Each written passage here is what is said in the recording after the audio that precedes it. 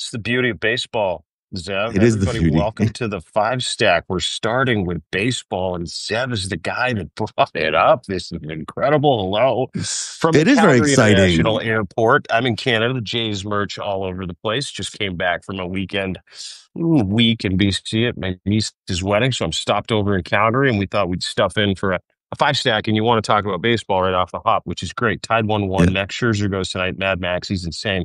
And you've been looking up the score, and you asked me a question. Tie How one's game come? three tonight in LA. Go ahead. How come there was one game 11-4, and the next game is 5-1? That makes no sense to me. It should be equal, sort of, equal range of scoring. No, No, no. dog's breakfast. You got the two best teams left in Major League Baseball, and it's anybody's game at this point. You can blow out a team, can be close. The reason why the Dodgers won is their ace went the distance, which was huge for them because their bullpen sucks.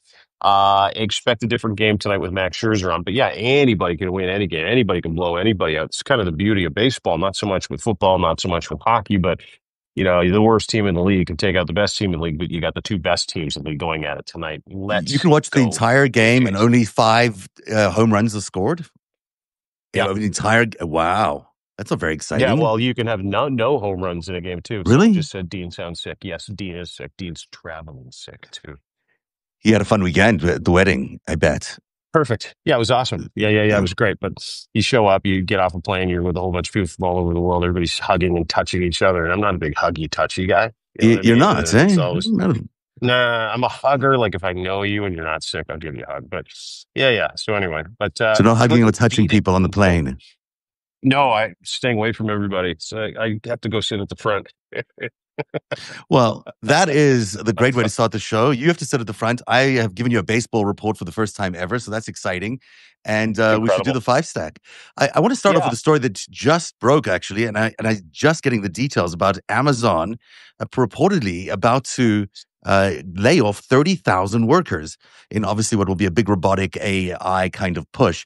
I think it's just important to talk about what that means for the economy. I mean, we're starting to see these major industries really taking the dive into robotics, into AI. It's sort of the secret thing that's been dogging this economy, because everyone knows that once all that happens, all bets are off in terms of real growth and in terms of unemployment.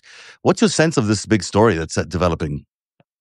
It's a bad look. I mean, this comes at a time Amazon, you knew they were going to do it. Everything's robots, everything's drones. They've got a license now to do home delivery with drones. I mean, it's just robotic cars. This is where we're at in society. So it's inevitable that, delivery, manufacturing, all the things that required finer work were going to be farmed out to AI and, of course, to, robots. It's just kind of the time that we're in. But the reason why this really stinks, it's because the optics are terrible at a time when the economy is in the shits and when people are having a hard time affording groceries and tariffs are getting tagged on to everything you order from Amazon. But I want to bring up a couple of other things that a lot of people aren't talking about when we talk about it. And this is just breaking news. Amazon gassing 30,000 employees in the United States of America. This comes the same quarter that he spent something in the neighborhood of $100 million on his own wedding, Jeff Bezos. This comes in the same week that Trump is demolishing the East Wing that Jeff Bezos gave Donald Trump $20 million to help build. Some say more than that. Some say he's actually footing the bill along with a couple of other people like the Winklevoss twins, which is absolutely insane. Apparently, Oracle's in Jeff there too. Oracle, Larry Ellison, there's so Yeah. many different assholes that have contributed to this. Say what you want about merit, say what you want about what Jeff Bezos has achieved. But if you were looking for any indication from Jeff Bezos and any of these oligarchs that, they were going to keep an eye on the humanity of the businesses that they've created, these enormous businesses that they've created, or if they were going to just kind of continue to profit take and be robber barons and be beholden to Donald Trump, make no bones about it. They're not here for the American economy. Jeff Bezos is not here to employ Americans. Jeff Bezos is here to fire as many people as humanly possible. Now that he can get robots and drones and self-driving vehicles, self-driving delivery vehicles to deliver things to people's houses. This has always been the goal. And so while I'm not surprised that they've gassed 30,000 people or plan on getting rid of 30,000 people, What I am surprised about is the lack of humanity, and then you couple that with his WAPO purchase several years ago, where Mhm. he told everybody democracy dies in the dark. Jeff Bezos's heel turn is complete. He Yeah, is MAGA through and through. Jeff Bezos is for Jeff Bezos. And he is going to put 30,000 people that make minimum wage out of work in an economy and in a time when the United States of America is shedding jobs at a historic rate, is not creating jobs at a historic rate, and the economy is in the toilet. The problem that we have when we give people like this billions of dollars for grants and we involve them in the business of the government is that they're going to take that opportunity to be able to change rules, lobby rules, flight paths, flight rules, to be able to enrich themselves even more. And that is what Jeff Bezos has done. He is fully captured by Donald Trump and is part of this cacistocracy. And he is going to level the jobs market in the next 3 months right. on It's top not of what just Donald him. Trump has done to the jobs Yeah, market. I mean, you remember that the first speech that Donald Trump gave as the president, surrounded by those seven, was it seven? Maybe it was six oligarchs. I mean, basically these high value individuals that were worth billions and billions of dollars that control the economy. And we were all surprised about why those people were sitting there. Like, what is this? Is this a tech presidency? Is this an AI presidency? Well, now we're finding out that that's in fact the case.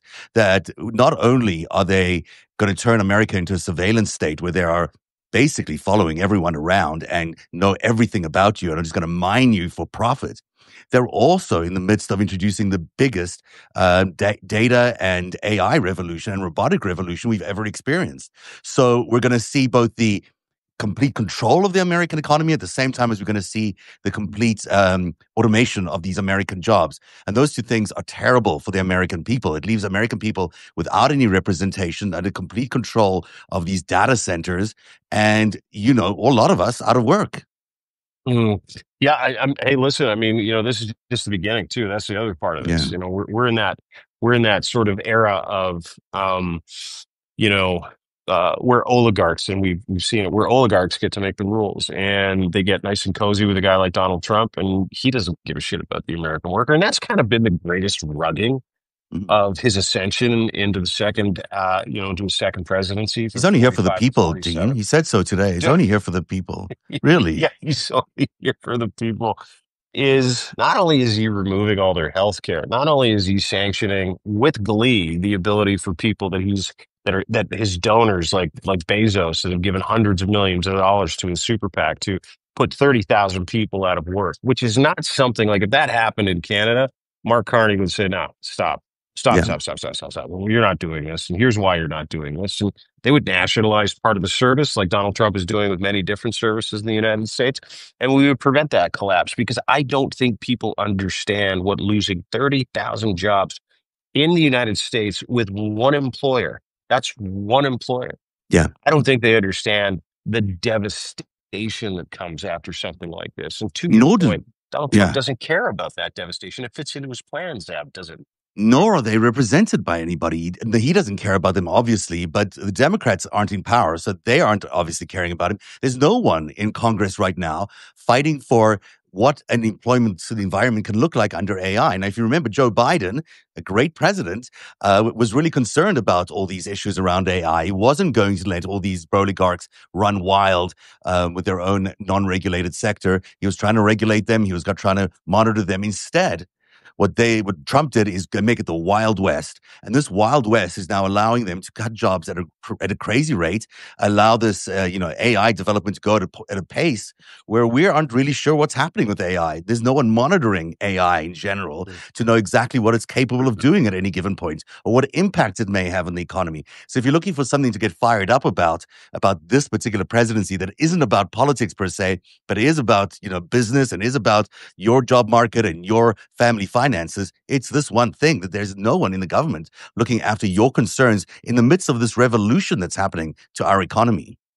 Quite the opposite. He wants you to suffer with America. Mm. That's the thing that you kind of missed in this whole thing is that this isn't a guy that's just ham and egging it. He's not just kind of putting this together day by day, trying to figure out how to survive, how to thrift, how to grift. how to fill his pockets, how to do all those things. This is a guy who is absolutely dead set on hurting the American people. He Yeah. wants America to suffer. Stephen Miller wants America to suffer. So what way do you do that? You go and get guys like Jeff Bezos to be your best friend. You say, hey, give me 20, 30, 100 million for the ballroom. I'm going to build a Führer bunker. That's something we're not talking about enough either. I'm going to build a Führer bunker. We'll put your name on it, dude. You go ahead and fire as many people as you want. The meanness is the feature. It's not a bug, Yeah. as they say. Oh yeah. The, They want the, people. the, they want to hurt Americans, and they want to hurt a specific subset of Americans. And Absolutely. caught up in that is every other American that's going to lose their job. Don't think that these 40,000 people who work for Jeff Bezos that are going to lose their job. They're just like, Democrats. They're everybody. They're everybody. But somehow this They is the could be rugged of the Democrats. century. Well, they could be, but he's sold everybody on the idea that he's the only guy that can fix the economy. He's going to bring about a revolution of the golden age. Well, that golden age now, and I just wanted to point this out because a new survey came out. That golden age now features him having somewhere in the neighborhood of a 31% approval rating in the United States. New survey came out. Canada has a 60-point approval difference. Popularity. We are 60 points higher. Canada, the Yeah. country of Canada, 60 points more popular, more trusted, more loved than the United States of America. Donald Trump is at In minus America. 10 In America. in America. New poll came out today. Harry Yenton delivered it on CNN. He's like, Yeah. get a load of this. Canada has a 49% approval rating. Donald Trump is minus 10 with Oh my Americans. God. That is a five-fold difference. That is a 60-point swing.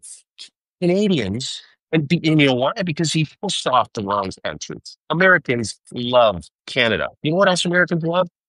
A good paying job, the ability to experience the American dream. We think his approval rating is bad now, just with Canada that has entered the room, by the way, and that's another conversation, because we now are the official Democratic Party of America. Canada Yeah. is. We are the resistance. But you wait until he puts 150, 200,000 people out of work this year.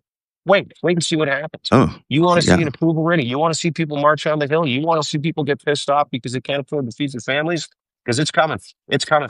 It's almost like they want to kill a lot of people, and it's almost like they want a lot of people out of work. But that's why they're introducing the military and ICE and all these other things to keep the population under control. It's real dystopian stuff, but it seems to be happening. The number 5 story: John Dickerson is leaving CBS News after 16 years, abandoning the anchor chair at CBS Evening News just months into what was supposed to be a reboot of the Third Place newscast. The exit comes after Dickerson publicly criticized his own network earlier this year for settling Trump's lawsuit over a 60 Minutes interview with Kamala Harris, asking whether audiences can trust a news organization that pays millions to power instead of holding it accountable. CBS is losing one of the few anchors willing to challenge Trump on the record. Dickerson interviewed him more than 20 times and moderated 2 2016 presidential debates. John's a very good guy. Like, he's one of the top-notch journalists. Yeah, absolutely. And he works really well. He knows his stuff really well. Like, he's not one of these journalists that just dialing it in. He's not a TV head journalist. He knows what he's talking about. He's So able to let me go ask you a question. toe-to-toe. How much of this Yeah. has to do with Barry Weiss's presence at Everything, CBS? everything. Of course, it has everything to do with Barry Weiss. I mean, this news organization, which was supposedly, of the Tiffany network, one of the most important networks around in terms of it being a network of record. I mean, the CBS, Walter Cronkite, that was it, and then into Dan Rather. You think about a whole bunch of people that anchored CBS News. This was a major, major, major institution that everyone trusted. Everybody knew would give you at least the facts, if not always, complete objective reporting. This is not what is happening now to CBS News. The future of CBS News is going to be propaganda. It's going to be propaganda in favor of Israel. Fox News? They're, Do you think that kind of propaganda? Because listen, hold it. And the reason why I'm asking you is this. You watch Barry Weiss, who you are 20 times, by the way, Zev Shalev, 20 times more qualified to run CBS than Barry Weiss. She's a Substack writer who latched onto a specific group, and she was elevated by Larry Ellison to be the boss at CBS. It's a fucking joke is what it is. But what the question I would ask of you is, how much of this is Barry Weiss saying, do not rock the boat? How much of this is the anchor saying, I just cannot work with Barry Weiss because I think she is an absolute, totally unqualified stooge? I think they fired her. I mean, fired him. I think that she walked into 60 Minutes last week or the week before and said, how come you guys are so untrusted? America distrusts you completely. She showed them information that said that there were, polls that said they were distrusted, which I don't really believe about 60 Minutes for 1 second. Then she was like, well, why don't you have Jared Kushner interviewed and Witkoff interviewed, which they did ultimately. It was a really strange interview where they gave away a lot of the things that they shouldn't have given away. But thank God that still got on the air. But, this is Barry Weiss saying, they want to see more pro-Israel, more pro-Trump reporting happening at CBS, which sounds to me a lot like Fox News. At some point, you can't tell the difference between all these things. Really? No, you can't. And that'll be interesting to see. I mean, will CBS kind of hedge their bets? Will they sort of kind of creep into, justifying what Donald Trump does as legitimate? Will they, because that's what drives me absolutely insane. I think if anybody uses ChatGPT, if anybody uses, different AI platforms to help, correct grammar or for requests for research, you'll notice it in some of those prompts now, right? You're starting to see this in AI where the Yeah. stain washing or the sport washing of Donald Trump as a legitimate president and someone who's doing a legitimately decent job where they're trying to provide. So like, that's the one thing that I'm keeping my eye on. And because it's already happened in mainstream media, now it's starting to happen with AI, with ChatGPT, where you'll get a notice. I don't know if anybody else has ever gotten this one where it's like, I cannot create the thing you're asking me to create because it goes against our terms of Oh, yeah. service. And you're like, Yeah, I've had that many times. Many times. You and have to I asked the Chat GPT this the other day. I'm like, but these are all from like legitimate sources like AP and Axios. yeah. It's like, sorry, we can't do it. I'm like, you gotta be kidding. I've had that a few times, especially with the Epstein reporting, that they just said, I Yeah. can't, I just cannot. And I was like, well, that's interesting. Why can't you? You can negotiate some of this out of the AI because it realizes how stupid it is, but you have to find ways to negotiate it out of them. We have a problem coming because there's another story out today about Russia, but the amount of Russian propaganda being repeated on AI, like Chat for GPT and ChatGPT and the others. Google is another one that was mentioned in the story, that they're taking Russian propaganda items and basically, washing them into the public as if it's legitimate. And they're not, obviously. They're just Russian Yeah, it's propaganda. it's information laundering, right? I mean, I think at Yeah. that point, we have to start asking ourselves, and this is kind of interesting. I had a conversation with someone this weekend who is aware of what I do, and he's like, he asked me a question. He's like, why do they treat the stuff that comes out of Donald Trump's mouth like it's worthy of a legitimate moral response or an intellectual response? And I go, that's one of the great questions. That's what I don't understand. But algorithms are baking it into Mm. what they do so they don't piss him off because they want to treat him like it's legitimate. Let me read you something that he put out. This is to me just, I mean, encapsulates. So I put it in ChatGPT and it's like, well, Donald Trump has the right to decide who comes to the White House. He got so mad yesterday on Air Force One. I don't know if you saw this. He put out a tweet about the World Series. You seen this? Oh, yeah, I did see the tweet. Yeah, he was not Yeah, happy. tweet about the World Series. Not only is he not happy, he said the entire World Series is rigged. Yeah. He hates the places both teams are from, LA, with all their wokesters in Canada that is interfering in American politics.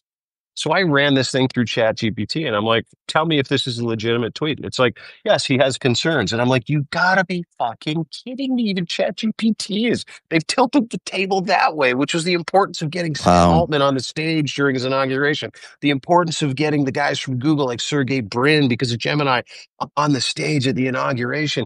It is absolutely batshit crazy to me the lengths that this man and his kakistocracy have gone to corral the oligarchs, to allow them to say, "Hey, listen, let's ease up on Trump and let's treat him like he's a legitimate president and his ideas are legitimately good, and let's offer." It's just Let's think back we to the live in start of a the show. We just started yeah the show off with this dystopia. whole dystopic version of what these oligarchs are doing, and here's more proof that they're basically laundering Donald Trump's reputation. But I don't know if it's Donald Trump who got the broligarchs or the broligarchs that made Donald Trump. I think it's probably that way, and that's why it's so difficult to dislodge. Is because he's just answering their whims. They created an environment that they're trying to make even worse, or better for them, but worse for Yeah, everybody but he's else. promised them the moon, dude. You know that. Like he promised Musk the Yes. moon, he promised Bezos the moon, Zuckerberg the moon. and he's got them all by the nutsack now. Yeah. Like, this is not, he knew exactly what he was doing. How do you control the means of distribution? How do you control the distribution of information? How do you control the narratives? How do you legitimize him? You have to do it at the algorithmic level at this Yeah, point because he is absolutely. such a fucking tool, and we all know it. Speaking of tool, Trump is once again floating the idea of a third presidential term, telling reporters, I would love to do it, and refusing to rule out the strategies to circumvent the 22nd Amendment's explicit ban on serving more than 2 terms. Now, that was first floated out by Steve Bannon the other day. Then yesterday he says this on that same Air Force One flight. Let's take a listen. I think. How you might try to serve this third term as one as the vice president. Yeah, I'd be allowed to do that. You said the White House or the White House counsel is legal concession. Yeah, you'd be allowed to do that, but I wouldn't. I would. I think it's too cute. Yeah, I would rule that out because it's too cute. I think the people would like that. It's too cute. It's not. It wouldn't be right. It's too cute, wouldn't be right, but we want to take a bet that he's going to try. Sense. He's going to try for sure. Of course, he's going to try. Why do you think he has those hats made up? Trump 2028. Again, I mean, you just sat and listened to him, and I don't know if you saw him at the Asian conference, the ASEAN conference in Asia, Malaysia this weekend, where they signed a couple of deals. We'll get to that. More peace to the world. More peace to the world. He's so fucking stupid. He is absolutely everything he's doing right now, and I think everybody needs to keep this in mind, no matter what he says, because he's a pathological liar. And again, paint everything that he says with that one notion that he's a pathological liar. Everything he's doing, Zev, you and I talk about this all the time, brother. Everything he's doing is so he doesn't have to leave. Yeah, you don't build a ballroom like that. You don't build a ballroom with a pure bunker underneath it, with a residence and a golf simulator and a bowling alley. Like, dude, he never, ever, ever wanted to leave in the first place, which is why he tried to, chin up a 10,000 person insurrection where a bunch of people died, and he tried to attack the White House and the Capitol fucking building. I mean, and this is on his time during his presidency. You think now that he actually holds all the cards, he holds the Senate, he holds the Oval, he holds the House, he holds the SCOTUS, he holds the judiciary. Do you really think that he's not serious about not running? He's not just running. He's going to figure out a way to do what Putin did, where he changes the Constitution to allow him to never leave. Why do you think he's building a monument to himself that costs $300 million? That, and there's a report we're doing tonight at 7:00, a special report that I'm doing about how the plot to rig the 2026 election is very real. I mean, there is a lot going on right now that election will not be free and fair, and we'll reveal it all tonight at 7 p.m. But you factor that part into the conversation, meaning the House stays Republican, the Senate stays Republican, and he is then going to try run again, and this time the House won't be able to be there to backstop him, and of course we'll be there to backstop him, but also the SCOTUS will let it happen. I'm convinced they'll let it happen. They're going to find a way to do it. They're now doing a Project 2025 version for Project 2028, which is about how to keep him in power for another term. It's absolutely insane. And there's another thing to get fired up about if you're looking for a reason to go out and protest. The Trump administration is celebrating a substantial framework for a China trade deal. This is number 3, that would have Beijing buy American soybeans and pause rare earth licensing restrictions while the U.S. pauses some tariffs. The problem, this just restores the relationship to where it was in April before Trump started his latest trade war. So basically, the whole thing would be just going back in time to before the tariff thing. And this is their supposed big win. With China, it's just a reversal to where we were before the tariff war began. Very typically of Donald Trump. Oh, dude, this is classic Trump. Light a fire. Tell everybody there's a fire. It's going to kill them. Yeah. And he's the only person that can put the fire out. He puts the fire out, and we're back to square one. Yeah. Nothing happens. Nobody's. Oh, there's a little damage, but a little damage to your own home because you started a fire in your own home. So, a little damage to the economy, whatever. China gets ahead by a year. We just wasted everybody's time for a year and American money because those tariffs have been paid up until now by Americans. Well, and here's the interesting part. You go back to the humanity aspect of this. Something in the neighborhood of 200,000 farmers in the Midwest have declared bankruptcy already. 200,000 farmers, 200,000 individuals, right? 200,000 families, 200,000 businesses in the Midwest, the grain belt of the United States of America, have already have already filed for bankruptcy because the damage is already done.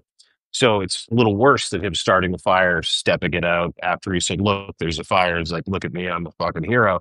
Because that fire torched a good portion of America's house, specifically Yeah. America's farmland house, prior to him actually stepping on that fire. But again, he doesn't care, right? The only thing he cares about is looking like he's the big guy. The only thing he cares about is looking like he's this omniscient economist, which he's not. He's a fucking moron.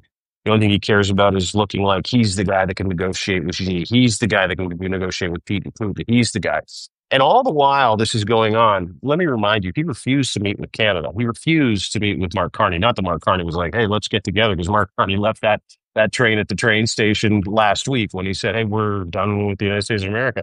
And Mark Carney walked out of that with a huge rare earth energy deal with 7 different Asian countries. Mark Carney walked out of that with a $500 billion energy shipping commitment with 7 different countries. That per capita dwarfs what Donald Trump walked out of there with. Mark Carney stole the show at this summit, to the point Well, where he was asked about Donald Trump, and he's like, hey, listen, we're just here to do business with sane partners. Next question. So, the shade was incredible. On top of that Canada commercial, on top of him slapping Canada with another 10% tariff, 10% on everything, which is just a Truth Social post. It won't happen. That will come back. Any idiot can run into a fastball from time to time, a little baseball reference for you.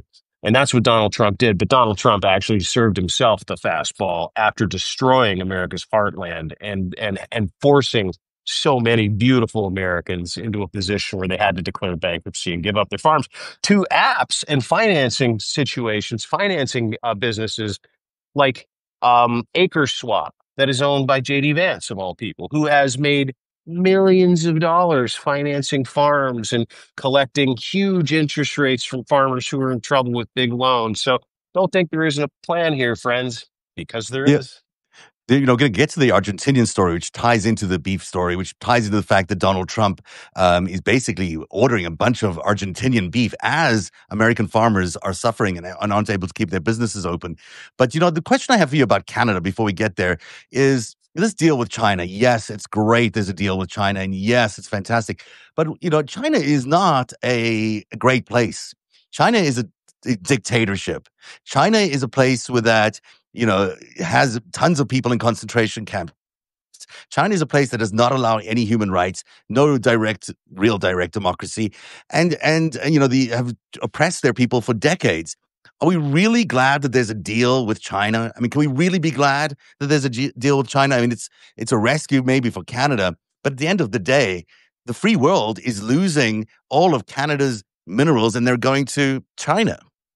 Mm, I think, listen, China's a big place and they got a lot of minerals. Canada is the most mineral energy rich country in the world. And it is 85% unexplored, which means, if you look into the Borealis, the forest of Canada, like almost the entirety of Canada has not been explored. China has done an incredible job over the past 30, 40 years, literally destroying their landscapes so they can pull as much shit out of the ground as they can Yeah. to sustain their lifestyle, to sell to other countries, et cetera, et cetera. They still cannot keep up with the energy demand due to the population. They still can't. Dealing with China is going to have to be a necessary evil for I don't know how long now that Trump has destroyed that relationship with China, walked in there and said, okay, let's do a deal. They did a deal in peace. And Mark Carney's taking bullets, and I get it. Mark Carney's taking bullets for saying we need to deal with China. He is on a 9-day trip. One of those stops is going to be in Beijing to talk about Chinese EVs, which are significantly cheaper than the EVs that we make and sell here in the United States of America. Interesting. What is that in return for? That is in return for China dropping their canola tariffs, which is killing farmers in the middle part of Canada in our agricultural belt, right? So, you're going to have a difference of interest with different people. And I'm a big China hawk too. I would prefer we never do business with them. You're not going to get away from it. You can make an educated sectoral deal with a country like China, but they are going to be a necessary evil. And that has been the danger that Donald Trump has introduced. Is you have opened China up to a multitude of trading partners, and you've just legitimized everything that they stood for, which we had isolated China for 20 to 30 years. Yeah. And now you've let that cat out of the bag. And if anybody's looking for any kind of grievance Don't pin it on China. Whatever you do, Donald Trump let China out of the cage, and now it's impossible not to deal with them on some kind of trade or economic platform Right. because they're The only thing just you can too do. huge. Yeah, absolutely. And They Canada's don't. busy trying to diversify, right? You diversify by selling to the biggest population in the world. Of course you do. You have to. Well, there's another reason if you're looking to fire yourself up and go protest, America losing Canada is a big, big deal. Number two, 20,000 Albertans filled Edmonton's legislature grounds Saturday, demanding sovereignty, waving flags in what looked like a grassroots populist campaign. Of course, it wasn't. The same day, Trump announced 10% additional tariffs on Canada, days after canceling trade talks because Ontario aired their Reagan commercial opposing tariffs. Now, we both know, because we've been talking about it for a long time here on the FiveStack, that this is not some spontaneous uprising that's come from the grassroots of Albertans. This is something that's being constructed by forces on the outside. We've got people who are, pushing a bunch of Russian propaganda and other propaganda, disinformation at a whole bunch of Canadians all the time on X. You see it all the time. In fact, Saturday's protest was the main story on X. Was it the biggest story on the world? No, but it was the main story on X, meaning it gets extra clicks, extra attention. And and we know as well that there's been a lot of bribery, a lot of corruption, a lot of loans being promised to a bunch of people in Alberta to support this movement. This is a attack on Canadian sovereignty. Yet it's still being framed by national media in Canada as being legitimate. Tell them why it's not. I'll tell you why it's not legitimate. There are four reasons. One is every single one of those 20,000 people that showed up to the legislature to protest about wanting to remove Alberta from Canada and insert Alberta into the United States as the 51st state is a traitor and a fucking moron. They are hillbillies. They are uneducated. They are dumb. They are captured by the machine. They are maggots and they are fucking useless human beings, especially when it comes to any kind of conversation about national unity or what's best for Canada. They've been mad for fucking 100 years out in Alberta. They'll be mad for another 100. And a very small portion of that 5.5 million people, 20,000 showed up. They can all go fuck themselves. Yeah, you heard me. If you're one of those people and you're watching this, share this with your friends. You're not Canadian. You're not even fucking human. You're just a wart. You're a skin tag on the unity of this beautiful country. That's what you Wait, are. So aren't there's you in your first Alberta one. right now? You're in Yeah, Alberta I'm in right now. Calgary. Yeah, I'm None of literally these in people look Calgary. And I angry just around you. They're there's not because those people angry. don't exist. I just took a flight with a guy from Calgary, and he's like, "Can you believe this bullshit? I hate these suckers. We're so embarrassed Yeah. by these assholes. We fucking hate them." It's exactly the same story with maggots in the United States as it is with separatists here in Alberta. There's so few maggots there. They're all hiding now because their president's so unpopular. That movement, and here's the other thing. This is the second reason. This is why it was the biggest story on X. It is being funded by the United States of America. You remember that Canada commercial Ontario put out? Donald Trump's like, Mhm. you cheated. This is a national security thing. You're interfering in our. They are dumping tens of millions of dollars a month in propaganda, in transition loans. They promised Dennis Modry, one of the guys who's in charge of the separatist movement in Alberta, $100 million transition loan. A Yeah. $500 million transition loan to get Alberta out of Canada, to deliver that energy, beautiful energy, beef rich province to the United States of America.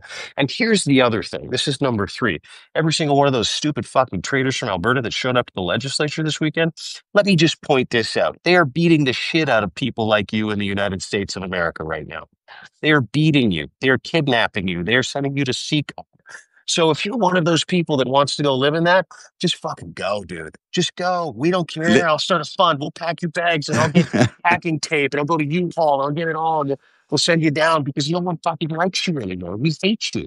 Canada is the most unified we've ever been. And so these outliers that get blown up, they get blown up by the United States of America because they're funding this blow up.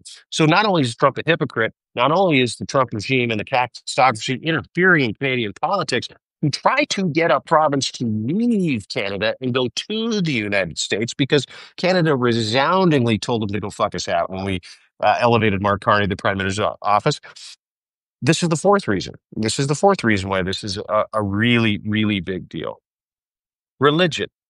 Religion. Alberta is the most hardcore, religious, evangelical, pump and dump province in the country.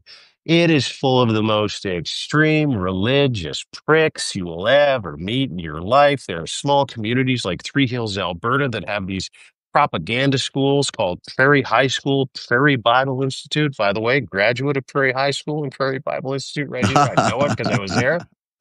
Where they literally turn the screws and invent a different reality for people that sits outside what's going on in the world. Then you go to university and you go, wait a second, the world isn't 7,000 years old. God didn't make it in 7 days. What's going on? Alberta, because of that religious institution that runs that province, is also the dumbest province in Canada. So, Number anything five. Can I give you a else? five reason? Can I give you a fifth reason? Remember that bridge, Just want to go with four. We the call it tunnel, but Alberta Bama here, by the way. you know, the tunnel that was announced by, I guess it was Kirill Dmitriev, who was suggesting there should be a tunnel between Siberia and Alaska. Well, you know, if you wanted to connect that tunnel all the way through Alaska and then connect it to the United States, one place you would really want to go through is Alberta. So basically, this whole move by the United States and Russia to get Alberta to separate involves getting a highway or a railway line from Siberia all the way to the United States so the Russians could be even closer to their maggots. And that's exactly what they're going to get. That's, I think, the biggest and here's reason. the thing. The premier of the province of Alberta, when the Ukraine war started, when Russia illegally invaded Ukraine, was like, well, I get it. You know, Russia has a right to be angry. Like, she really legitimately said that, Danielle Smith. If you don't think she wouldn't welcome a Russian tailpipe between her legs that goes all the way through Alberta, all the way down into Canada, into the United States, you're nuts. I mean, that's really what they're doing. They're building a highway, basically. The U.S., this is number one, and this is a big story that people are, you know, it's easy to glaze over these crypto stories, but it's a big story. The U.S. Treasury delivered a $40 billion rescue package to Argentina, $20 billion in currency swaps, another $20 billion in private sovereign debt facilities, plus open market peso purchases, because we really want to buy pesos. We've got so many dollars ourselves. The official story is supporting... the pesos is worth so much. Yeah, it's so great. We really think it's going to... It's got a huge future, you know, a huge future. So this is all about supporting Libertarian President Javier Milei's economic experiment. You remember the one that X's leader, Elon Musk, supported fully during the election campaign last year? Mm-hmm. The actual story is written in the timing that's been happening. As I looked at the stuff this weekend, I realized that, you know, you've got Treasury moving with this huge bailout package, and then you've got this huge amount of money being poured into Tether, from Tether into gold. Now, you'll explain this better than I can because, you know, crypto is a very complicated environment for me. But basically, Tether, which is struggling to cover all its crypto loans that it's owed out there. Maybe slow down here. Crypto, when you buy something on a stable coin, like a US dollar stable coin, the company that's issuing it, like Tether in this case, they're guaranteed that they'll get a same amount of actual gold or actual fiat dollars, money, real dollars. Yeah. So they got to offset. They have to offset what it. they take in with real money, gold, cash, silver, precious metals. It's got to be a substance that backs up the crypto. Yeah. Now they don't have the substance, and now the United States knows that. Let me explain this in a language that everybody here, in the words of Malcolm X, can easily understand. Yeah. Thank you. When Javier Milei took over Argentina, he did so with the money and the blessing of the oligarchy to put Donald Trump in the White House. Okay, Number one. Number two, when that happened, Javier Milei reached out to the Trump oligarchs and he goes, "Hey guys, do I have an investment opportunity for you? Get in on the ground floor of this new government. You guys are going to run all of Argentina, and we're going to take this to the moon, and everybody's going to get rich." Well, what happened? Everybody profited. The United States got bested. All the oligarchs that invested into Argentinian gold mining, stocks, all the other bullshit that comes with any promise that asshole made. Well, predictably, when you put a psychopath, chain-wielding psychopath, whose credentials include being a reporter, in charge of, sorry, you have other credentials, in charge of the economy, and he says he's going to fire 80% of the government employees, and he's going to shutter businesses and nationalize them. Predictably, what happens is the economy collapses. So interest rates went up to like 220%. So Donald Trump, he comes up to America a couple of weeks ago. He's like, help us, Donald Trump. He's like, no problem. We'll give you $40 billion. We'll give you, at first it was 20, now it's $40 billion. And the great part about Donald Trump's dementia and how dumb he is, he says the quiet shit out loud now, where he's like, Yeah, we're going to support Argentina because we believe in the ideology that they're spreading across Argentina, and we're all pretty invested over there. Yeah. Yeah, they're pretty invested. And not only them, Tether, which is mainly a Chinese-owned company, basically it bought out the agricultural sector of Argentina, which if you've been to Argentina, it's a lot of the sector. That's one of the things they do the best is agriculture. And Yeah. one of the things they do is great beef, which is why he's asking for Americans to buy more Argentinian beef. But Tether, which is a crypto company, decided to buy this Argentinian sector almost completely by providing all the grain and all the stuff that they need for that sector. Guess what? Now, if that Argentinian economy collapses, if they run out of cash to cover their normal economy, Tether is going to be in risk of collapsing. If Tether collapses, cryptocurrency collapses, and guess who doesn't get his $10 billion paycheck at the end of his White House stint is Donald Trump. So this $40 billion bailout is all about Donald Trump protecting his cryptocurrency investment. And he'll maybe take down the American economy too while he's at it, but he doesn't care as long as he gets his payout at the end. That really is the story with Donald Trump. Oh my God, it's such a great story, and more people should be talking about it. I think a good place to wrap up because I got to jump on my flight. Yeah. Really interesting part of this conversation is how Donald Trump fucked ranchers in the United States and fucked farmers in the United States, all through Argentina, all through short-sightedness, all through bullshit with pissing off China. They said, we're not buying your soybeans, 200,000 people declared bankruptcy in the United States of America. And let's move over to the ranchers. Tommy Lahren, who, by the way, is a moron. Tommy Lahren's like, this is bullshit. Tommy Lahren, I can't believe we're buying Argentinian beef when American ranchers are dying right now. So, you're the split in MAGA, like from some of the MAGAs, the split in MAGA when it comes to stuff, and they're so close to getting it. You ever see those memes? You're like, ooh, you're that close to getting it. Yeah. Tommy Lahren and the MAGAs are close to getting it when they get pissed off that Donald Trump has earmarked $20 billion to buy a whole bunch of beef from Argentina, which is superiorly inferior to American beef and Alberta beef. It just is. If you've had Argentinian beef, it's stringy. It's not great. I don't like it. I mean, I enjoyed it, but okay. But I'm sure you did. I'm sure you did. I don't like it. It's too stringy for me. Yeah. Maybe I had a bad piece of Argentinian beef. I don't know. But he just to not just turn his back on American farmers, not just to turn his back on the lifeblood of what has made America such an incredible country when it comes to agriculture, when it comes to farming, when it comes to beef, like Angus, Texas. I mean, that's synonymous with the United States of America. He's now saying, we don't even want to buy your shit anymore. We're going to get it from Argentina because I need to protect my crypto investment. Suck on that tonight. Because make America great again is his number one motto, right? There you go. That is the FiveStack today. Dean has to catch a flight. Hopefully we'll be back in Toronto for tomorrow's show. Is that correct? Yes. I hope so. Yes, I'll be back in Toronto for tomorrow's show. We're going to be just fine. We'll be at 3:00 again. I want to apologize to everybody for being a little bit early today. I want to thank you, my friend Zeb Shalev, for making sure that we could do this and being flexible today. We love this. The best part of my day. I left a wedding to do the one on Friday, and then today I literally ran here. Everybody's boarding just because I wanted to talk to y'all and wanted to communicate with everybody. This is something I love doing. I know it's something that Zeb loves doing, and we get a chance to disseminate this information to you on a daily basis. And it's the greatest privilege of my life. Your support, your subscriptions, your shares, which is so important, the hearts, hitting that little box with the arrow, and sending this to people, gifting subscriptions. Right now, I've got 50% off. I think Lev's in and around there. If he's not, doesn't matter because he's the best investigative reporter in the United States of America. And you have to subscribe to this man. And narrative.org, deanblundell.substack.com. We continue to build the resistance, and I could not be more proud to be part of the Save America Canada resistance right now because it's going to be very important for Canada.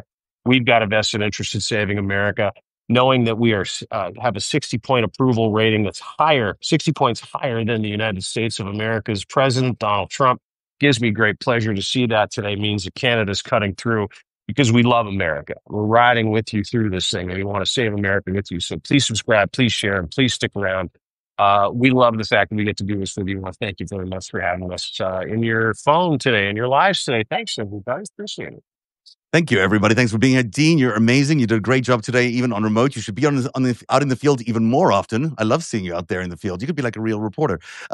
Also, I should mention that we're not only just getting started. We are just realizing how important it is that we do more of this content and that we get it to you in many more places. So we're working on plans to expand what we're doing, and we're really excited that we can bring those to you. But we do need your support. We need your support, whether it's as free subscribers or as paid subscribers, in order to grow what we're doing. We really need your help and your investment in what we're doing. So whether it's to deanblundell.substack.com or to narrative.org, please support us, and we'll continue to do the work that we're doing, only bigger, brighter, and better. That is the FiveStack.